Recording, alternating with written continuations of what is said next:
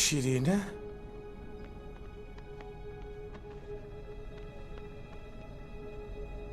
Ne oldu ona? Eski haline geri döndü.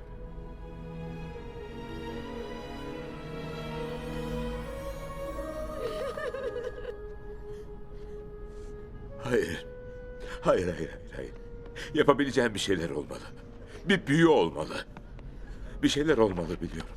Biliyorum. Nerede bu? Hangi sayfada? Burada olmalı.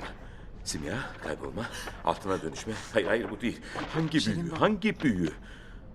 Şirin baba, bunun cevabını kitapta bulamayız.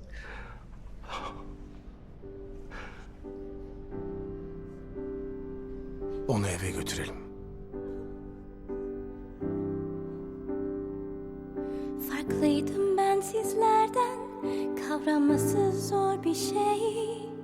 Planlar her zaman işlemez, beklersin. Ararım bir neden, bilemem nereye ait olduğumu. Anlarım her şeyi, ayrılık vakti geldi. Bu kararı çok sonra neden verdim? Hep arayıp durdum beni güçlü kılacak o özel şey. Aşk tek isteğim, başı o her şeyin. Ve bulursun sen beni kalbinde. Oh, sen görebilirsin kim olduğumu benim. Göreceksin ait olduğumu.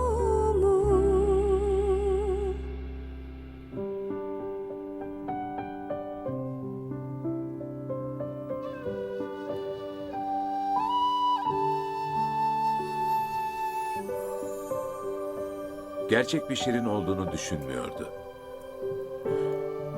Ama aramızdaki en gerçek Şirin oydu.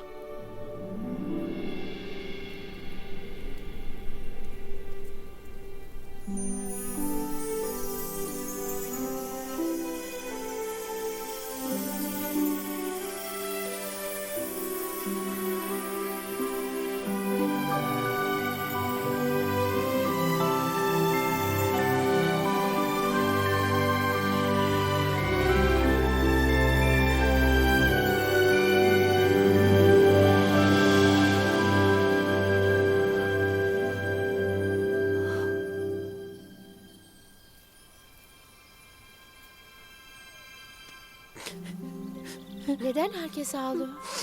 Şirine yüzünden kil topağına dönüştü. Hayır Sakar, benim.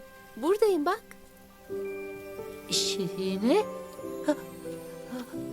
Sen Şirinesin. Sen Şirinesin. Sessiz ol Sakar. Onu rahat bırak gözlüklü. Herkes kendince yas tutar. Zavallı Sakar. Üzüntüden aklını oynattı. Çocuklar bakın. Şirine! Ah güçlü, sen de delirdin değil mi? Bir şeyin yok. Sakın bir daha bana bunu yapma. Yapmam. Söz veriyorum.